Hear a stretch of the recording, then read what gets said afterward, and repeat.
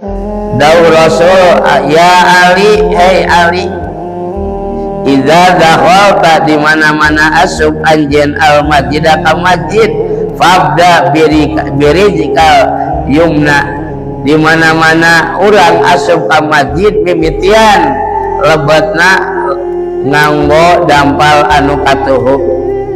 Katuhu lah karinaha namulyakeun masjid.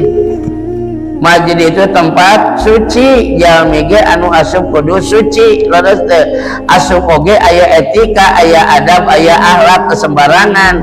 Rasul dugika maparinan doa di mana orang lebat ka masjid ngawitan ku dampal katuhu bari ngadoa, Allahumma gfirli dunubi waftahli abwaaba rahmatika. Allahumma ya Allah, Ijfir muga ngahampura Gusti ka abdi, waftah jeung muga Gusti mukakeun li ka abdi abwaaba rahmatika kana pintu rahmat Gusti.